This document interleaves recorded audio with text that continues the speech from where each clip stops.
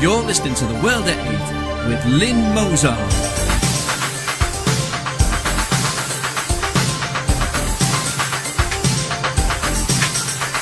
The World at 8, the number one in nationalist news. Highlights of the news today, Monday, the 25th of February. Make Space youth health champion jailed for 2 years. Police and media excuse Four Lions gang's families. Brightest English maths pupils 2 years behind East Asian peers by 16. British Al-Qaeda recruits told to spread terror training throughout Europe. English should be the language of Europe. Asylum seekers could get right to shop around EU before choosing Britain. Syria, silent exodus of Assyrian Christians. Egyptian Christians, where can they turn to? Afghanistan's opium brides. Thought for the day, the tragedy of reverse racism, or are we, like turkeys, voting for Christmas? And finally, Jesus, amongst obnoxious words, banned by Muslim telecoms.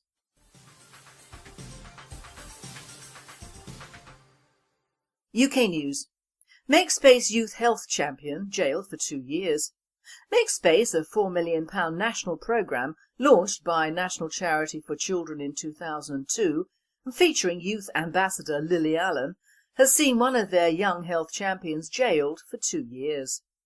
Jasmine Nassif, a young health champion for Make Space, worked with Enfield's Council Youth Services, NHS Enfield and youth in the area to, in her words, "It's now important to me that I work with young people from all types of backgrounds, so that, as well as helping those who have serious problems, I can also prevent others from making some of the mistakes I made. Young people's behaviour is influenced by lots of experiences and people. Where some of these aren't positive, young people need somewhere or someone trustworthy they can turn to for help." This same young woman encouraged the gang attack of a soldier serving in the Royal Logistics Corps that left the squaddy partially disembowelled after being stabbed twice. Jasmine received 2 years for her part in the attack, while 27 months was the longest sentence given to one of the 6-member gang and 18 months the shortest. The charge of grievously bodily harm was dropped when the prosecution could not show who actually stabbed the victim.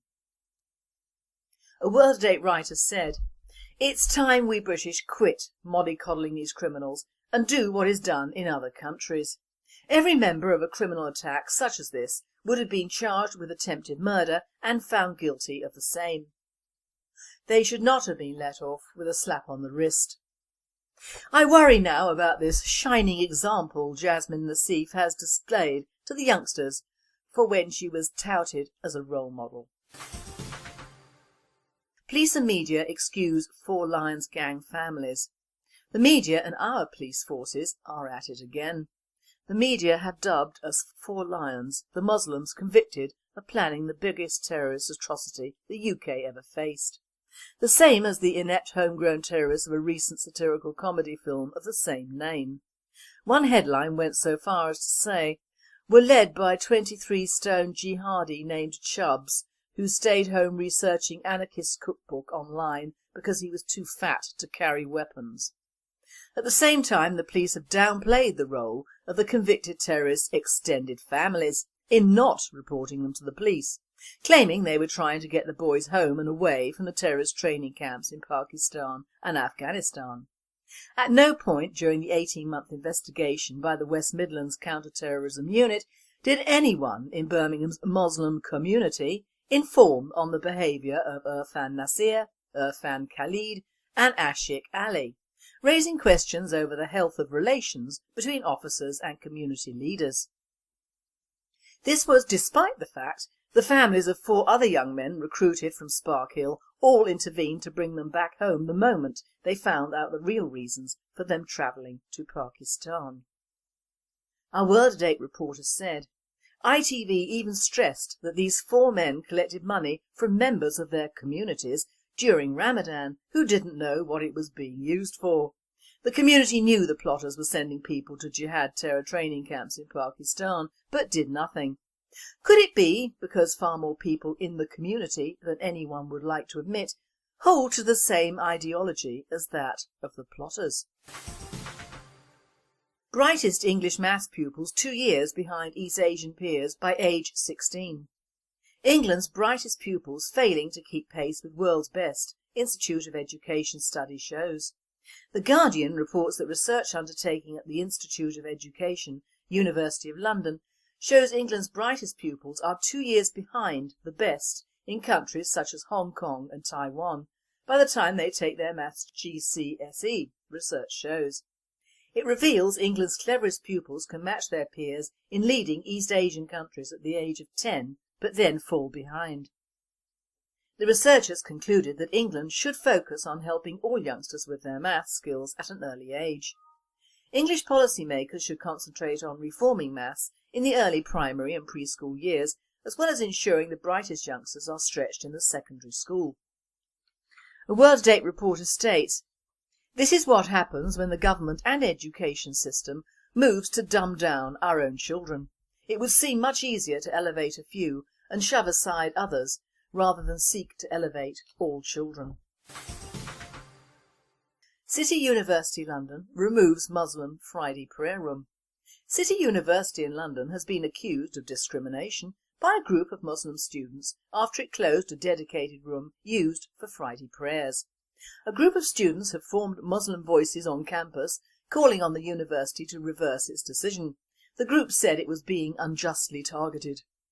City University London said it acted because students had refused to submit the proposed contents of sermons to the university before prayers to check in its appropriateness.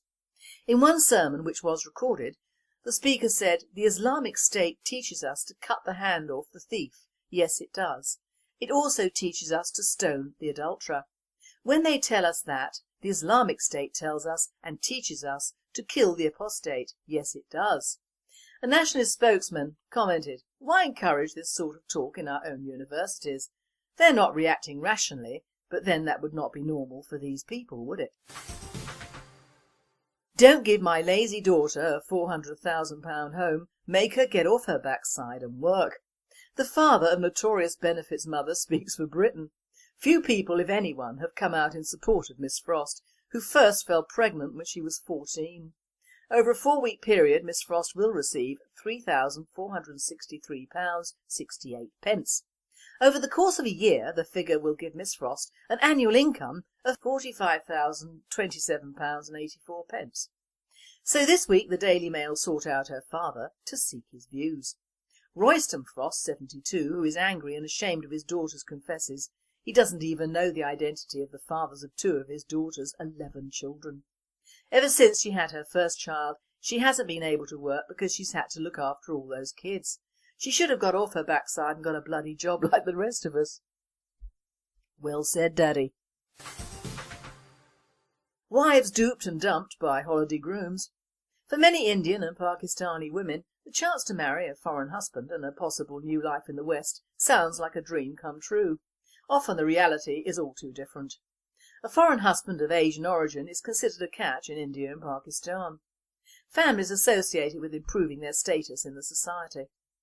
As far as many of these baby breeders from poor backgrounds are concerned, a marriage with a foreign national is a ticket to a better life.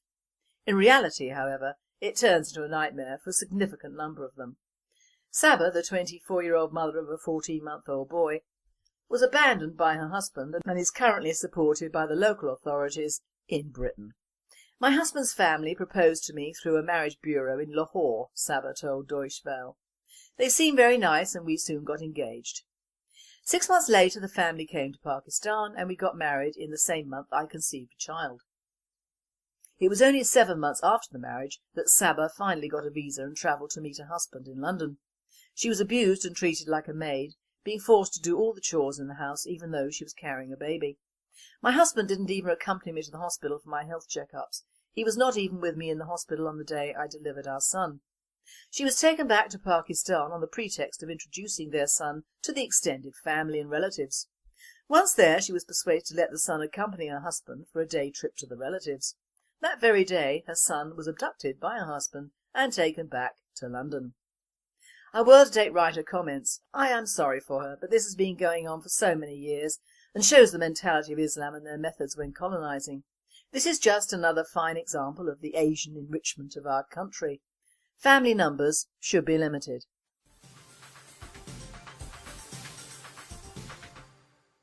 European news. British Al-Qaeda recruits told to spread terror training through Europe. British jihadists trained by Al-Qaeda in Pakistan have been ordered to spread their knowledge throughout Europe so fanatics can whack innocent people. The terrorist group now favours training a few extremists and using them to recruit other cells to carry out attacks in the West. Leaders consider it safer than people travelling to training camps in Pakistan and Afghanistan and running the risk of being discovered. It's another sign of the growing weakness of Al-Qaeda's traditional strongholds, but it also shows the ease with which Islamic extremism follows the Islamic people to the countries they migrate to, and how it can be spread. English should be the language of Europe, the German president has claimed. Joachim Gauck made his comments in Berlin as he pleaded with Britain not to leave the European Union. In remarks unlikely to please the French, Mr Gauck said English had become the lingua franca of the continent.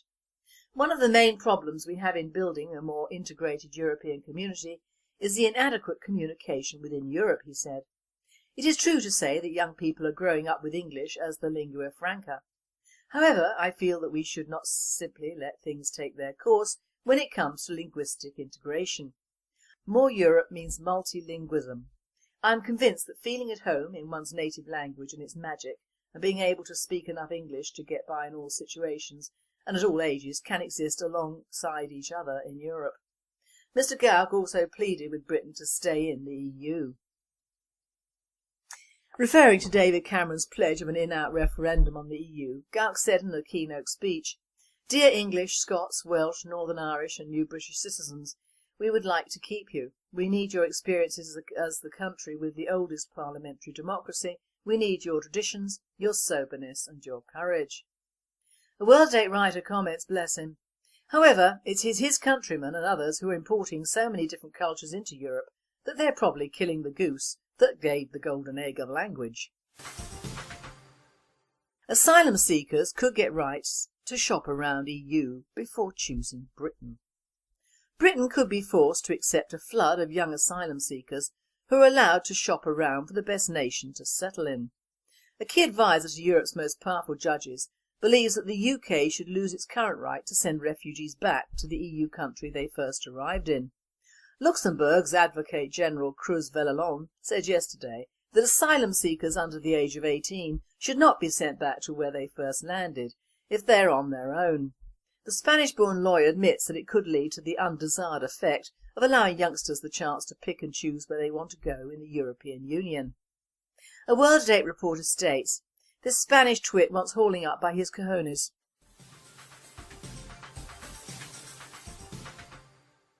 World news. Syria. Silent exodus of Assyrian Christians.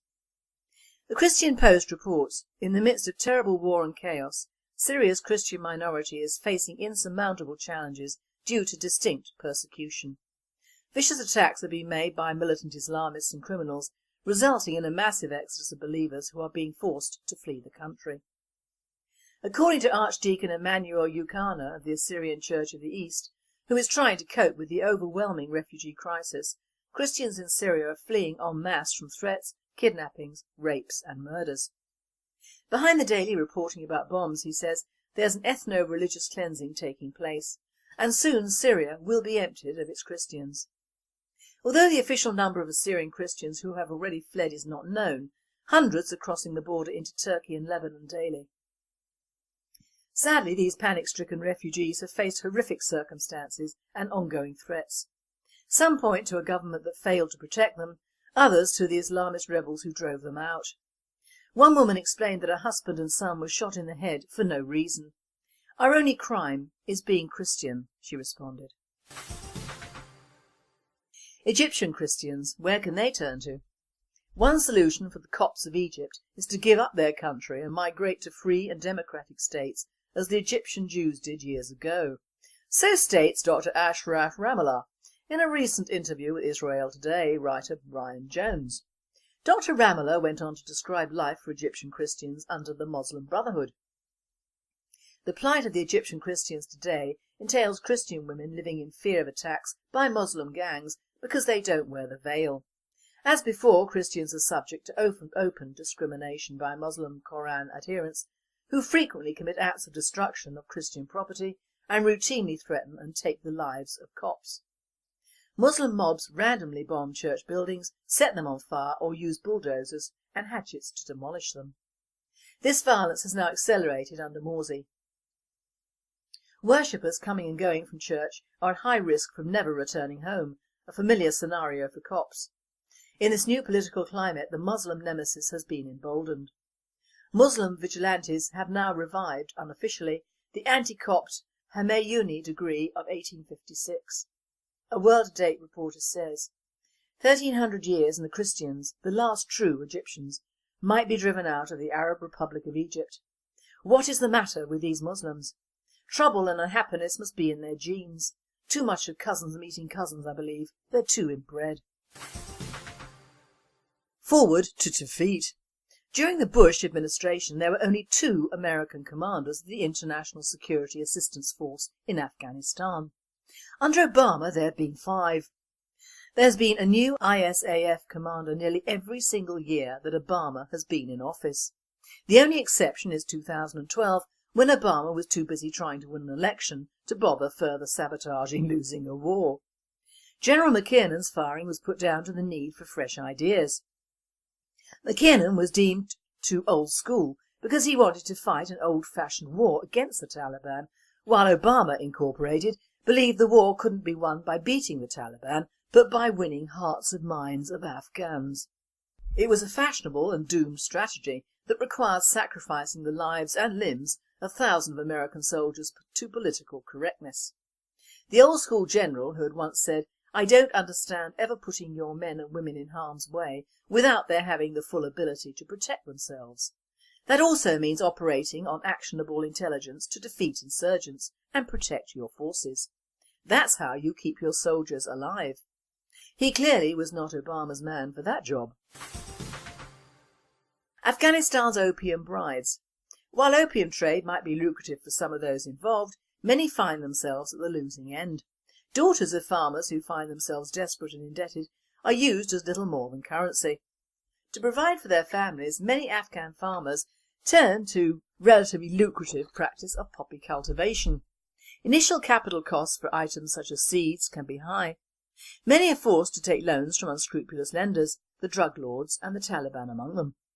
But growing the poppy plant is no definite route to success. There are risks.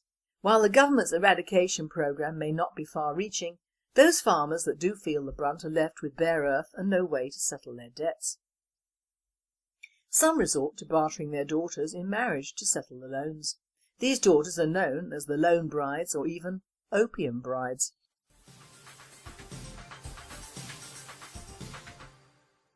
Thought for the day: the tragedy of reverse racism. Or are we all turkeys voting for Christmas? Now, although I don't acknowledge the origins and usage of the word racism, that puts me at odds with the entire so-called thinking world and the chattering classes who use it usually non-stop and in the wrong context. Thus, in Western society, or rather the lack of it, you're a racist. That is, a white person who hates people of colour.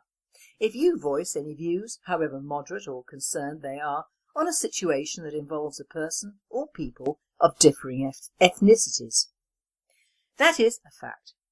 To a large extent, the people of this country seem to have accepted this very outlandish mode of operating, and in doing so are ignoring the rise of the reverse side of this unpleasant coin, that of reverse racism. It's similar in some ways to the outlook many of our so-called white liberals think and choose to ignore in their own circles. Successive governments have also ignored it. The police, the media, educational circles and the medical establishment all not only ignore the elephant in the room, but ignore the existence of elephants. It's been known within the British National Party for decades as black on white crime, and some leaflets were issued some years ago called Racism Works Both Ways, which were very popular. During the late 90s and early 2000s, black on white crimes were, for the most part, ignored, as was the sexual abuse and grooming of underage girls in the north by mainly Muslim gangs, which had been taking place for over 30 years. But mine and our party's thoughts are well documented on this. What I am talking about now is the insidious creeping of bullying and harassment perpetrated on white children by Asian and Muslim kids. In our inner city schools now, most white children are outnumbered by ethnics, as indeed are their parents in their homes and streets. The Mail reported today on a white boy of 9 who is believed to be the youngest child to commit suicide in the UK, which is hardly a glowing recommendation for a nation or an educational establishment, is it? Aaron Dugmore had just started Year 5 at Erdington Hall Primary School in Birmingham, a school that boasts 75% of its pupils come from ethnic backgrounds. He joined last September when his parents moved home. According to the school, he settled in quickly, and bearing in mind these children are between 3 and 11 years, one would hope so. Less than 6 months later, little Aaron was found hanging in his bedroom on February the 11th. His mother had stated he got on with all the children in his last school, and for him to be bullied because of the colour of his skin makes me sick to my stomach, as indeed it would any mother. This school has been given an inadequate rating by Ofsted last year, probably because of the huge intake of foreign kids, which it is well known holds back our own children, especially where the English language and understanding of different cultures and systems applies. Apparently little Aaron was consistently bullied by what the Mail calls Asian boys, but would most probably be, in all honesty, Muslim boys, one of which threatened him with a plastic knife and said the next time it'll be real. Aaron was so frightened after being told by one Asian brat that all white people should be dead that he hid every playtime from his tormentors. His parents called on the school to do something about it, but they didn't. How could they? All authorities are now not only in denial but under orders via the PC elite do not do anything about Asian or white bullying, abuse, grooming or even murder within their walls. And looking at it rationally in the light of today's ethos, how could they? With more than 3/4 of their intake the result of Asian immigration for the last 30 years and growing all the time. Just imagine the headlines locally if small Asian children were hauled over the coals for bullying or taken to task by the local police. Practically all of Birmingham would riot, and the one thing these Muslims do rather well is riot, after years of practice in their own rotten countries. So poor little Aaron will go quietly into history, unrevenged but not unmourned. An inquest on him was set, then adjourned, whilst the police make the right noises. Of course any liberal lefty listening to this will say, oh of course, the BNP have jumped on this bandwagon with their racist views. Well of course we have, because the only view that contrasts with the accepted view of these horrible circumstances, our view, is that it should not have happened, or at least being caught and any more bullying prevented, preferably by expelling the bullies. I've always maintained that the many ills of this country, not all its ills, would have been prevented by a more sensible and earlier placed immigration ban or cap. This isn't racist, this is sensible, and a law that most other countries abide by without being called racist. So we have the large and ugly cloud of what is in all senses a reverse racism storm in the UK. It's been coming a long time. It first made a small spatter with a young man in Scotland who was tortured to death by an Asian gang, probably Muslim. It went on to rain even harder with the supposedly unknown sexual abuse of underage girls in the north. It had a small let-up in the bomb terrorists and the evil clerics, and has now set up a storm in our schools with the bullying of white pupils by Asian and Muslim mini-terrorists, because that is what they are. That is how they're brought up, to despise the hand that feeds them.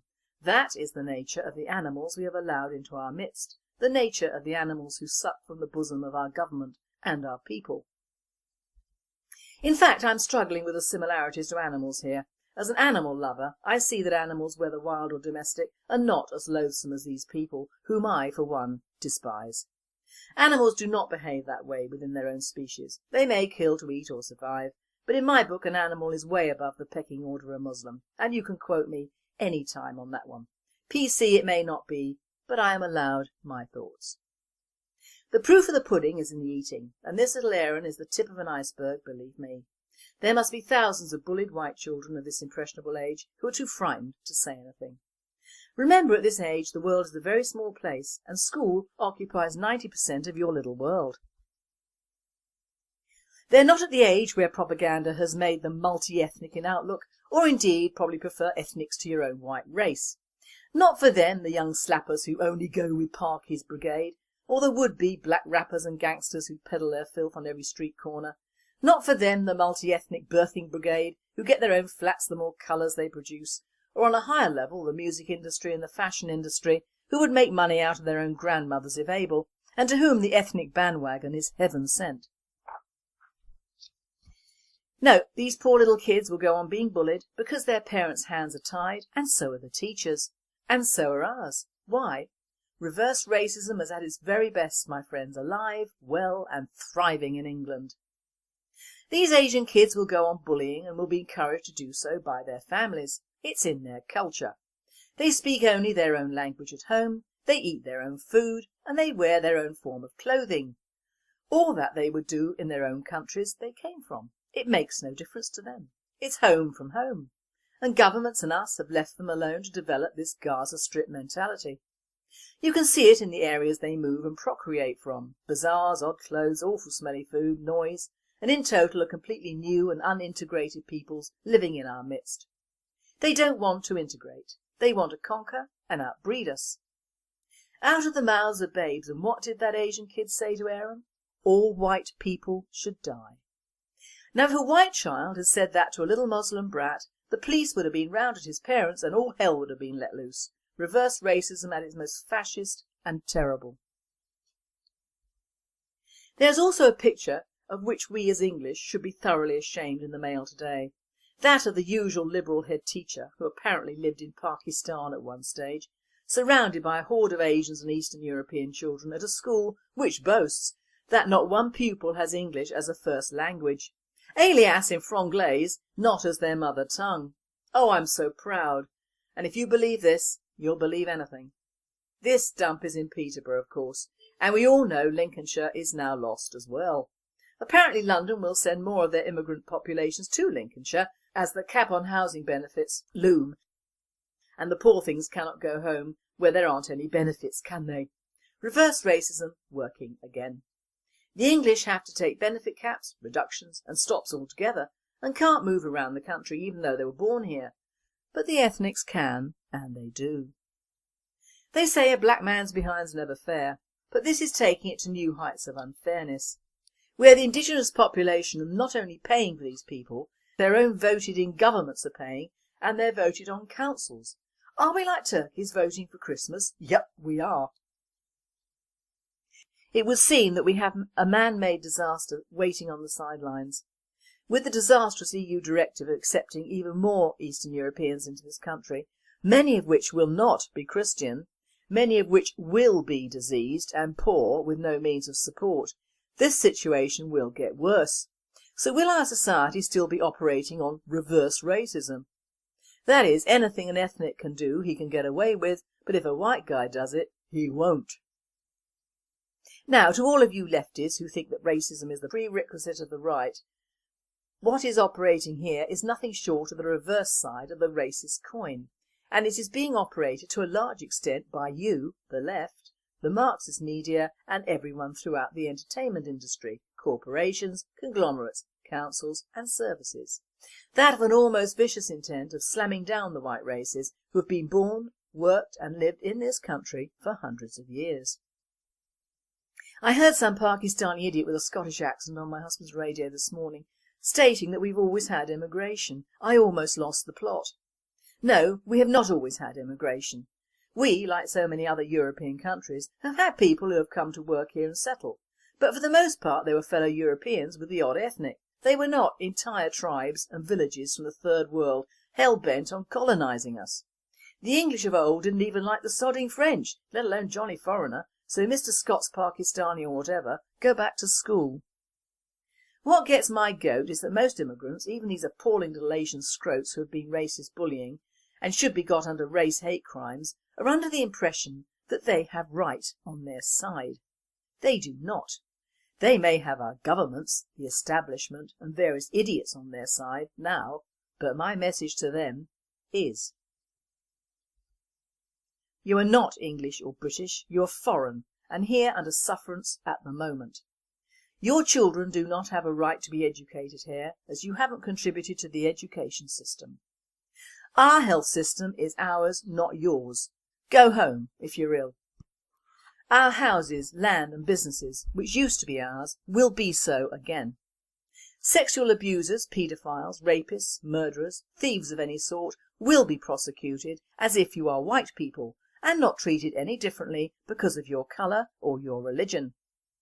You do not have the moral right to come over here at all, neither do your extended families, potential brides, entire tribes, whatever.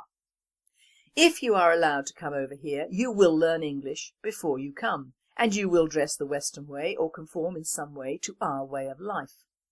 You will all be medically checked before you enter this country. Your finances, religion, affiliation to any political or terrorist organisations noted. You will be issued with an identity card. We will not allow our animals to be killed in any way different to our own Christian method. If you want to eat, live, work, worship in the fashion you're used to, stay in your own country. Don't come here and change ours. There will be a cap on immigrant births and it will be enforced. Deportation for those over the limit and their families. No benefits will be paid to you on entry to the UK. No benefits will be paid to you whilst awaiting deportation if you're found to be illegal. There will be no deportation centres for you to riot in. Illegals will be stopped and taken back where they came from in a turnaround method used in other countries. The traffic in illegals will be heavily fined and firm methods used to discourage this form of making money. The fines obtained will pay for illegals to be taken home. Draconian those rules may be, but to some extent many of those rules are imposed by other societies in their own countries. So why shouldn't we at least try to save our own country and its people? This reverse racism is endemic in this country now, and you may ask why. Because once you start prosecuting ethnics and newcomers, you're opening a can of worms, and the powers don't want to do that. They want to label us so-called right-wingers as being racist, but are using the same tools that they say we use, that of making a difference over a man's colour. When in truth the bullying of Aaron, the death of Charlene Downs, the bomb attacks and the nasty realities of our schools and what our young children are subject to today are mainly from Islam and the children of Islam. This comes under religious hate crime heading. The last word on this is from a personal input by a friend of mine who has a small 5-year-old child at a school in the home counties. She was there and heard and saw everything. Her little girl is white and popular. One of her so-called friends was a little Muslim girl. This child came up to her daughter and said, "I'm not going to be friends with you anymore, and neither will my friends," and she walked away. Her other friends are Muslim, and there was no reason for that verbal attack. And you know what anyone said or did? Nothing. My friend would have been alone in a crowd had she voiced her opinion. A teacher was there and little Miss Pakistan was allowed to get away with it. Children bully the weakest, that is what they do, but when it gets racial or religious, that's when the trouble starts. And like a snowball it gathers momentum unless stopped. From little acorns big trees grow, and these small Muslims and Asians are being sent out into our world to let us know we do not count, and our children count even less. When will this message get through to the people who are so busy hating the right-wing element that they seem to have lost all sense of reason and country? I hope in the not too distant future people will be treated as equal when it comes to crimes and general nastiness, and we'll not be afraid to do the right thing. And finally, should Christians protest over this? Weird words banned from text by Pakistani authorities. There was an article published by the Huffington Post, and this presenter does not think that the word Jesus Christ comes under the title of weird words banned, but clearly the Post wants to remain very politically correct. So texts containing obnoxious words such as fart, Jesus Christ and homosexual are to be banned under new regulations by the Pakistan Telecommunications Authority, the PTA. According to a letter leaked online, 586 Urdu words and 1,109 English words are on the banned list, according to a mobile phone operator by the PTA. Telecommunications companies will be obligated to comply with the list under the Protection from Spam, Unsolicited, Fraudulent and Obnoxious Communication Regulations 2009 within 7 days with fines for offenders. Although the restriction of some terms may seem self-explanatory, the choice of some words seems baffling. The letter leaked to the Pakistani media has caused hilarity and frustration in equal measure. Monkey crotch was on the banned list, as well as everyday words like athlete's foot, finger food, deeper and hole. Also puzzling were the phrases like Jack the Ripper, love rocket, lotion, flogging the dolphin and the very British phrase in the buff. Some quasi-medical terms were also censored, including flatulence, excrement and period.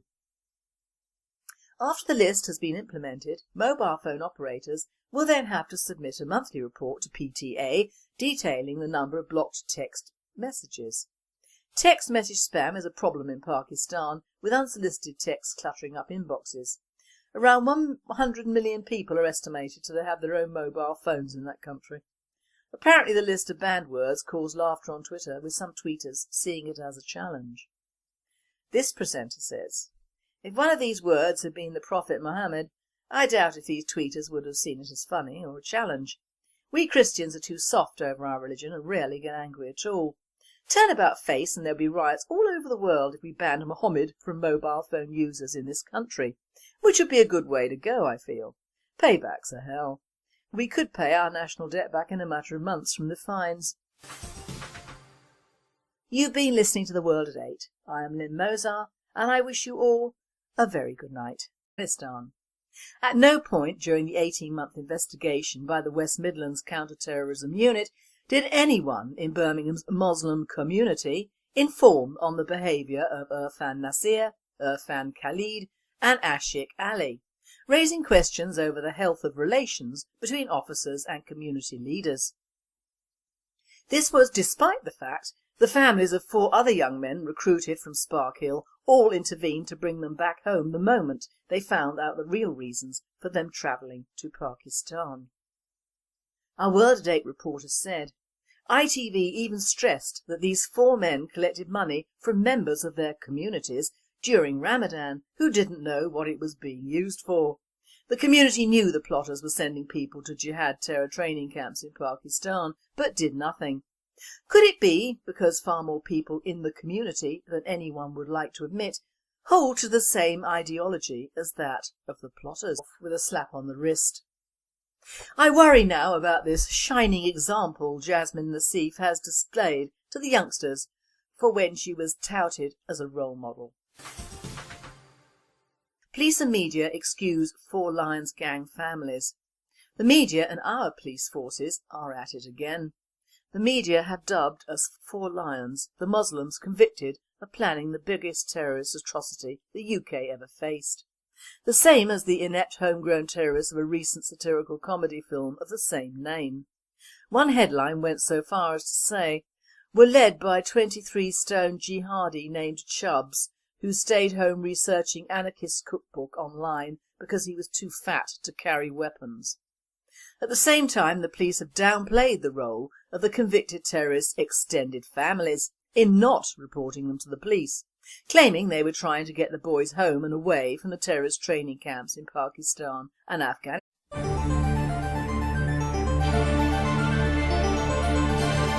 You're listening to The World at 8 with Lynne Mozar.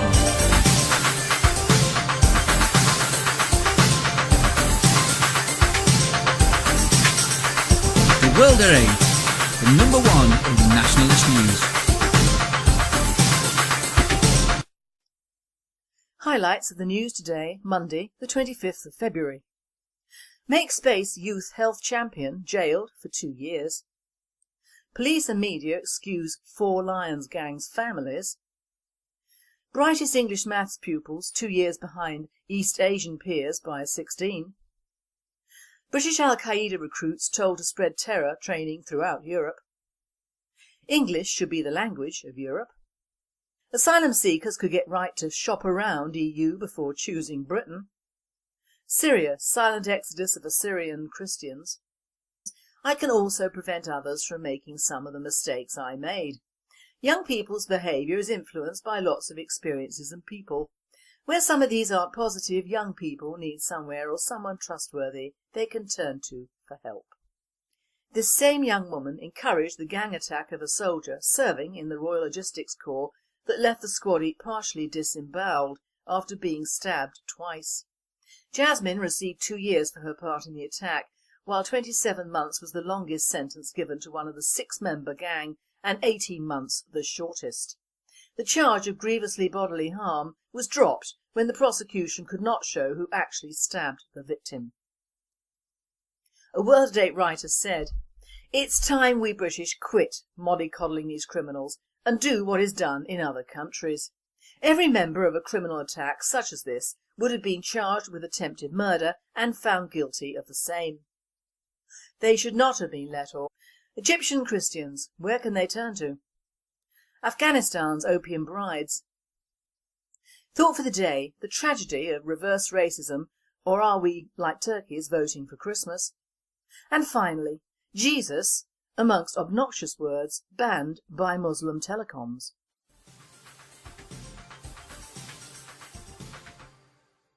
UK News. Make Space Youth Health Champion jailed for 2 years.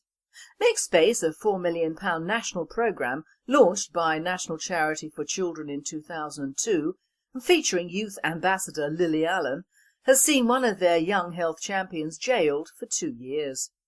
Jasmine Nassif, a young health champion for Make Space, worked with Enfield's Council Youth Services, NHS Enfield and youth in the area to, in her words, "It's now important to me that I work with young people from all types of backgrounds, so that, as well as helping those who have serious problems,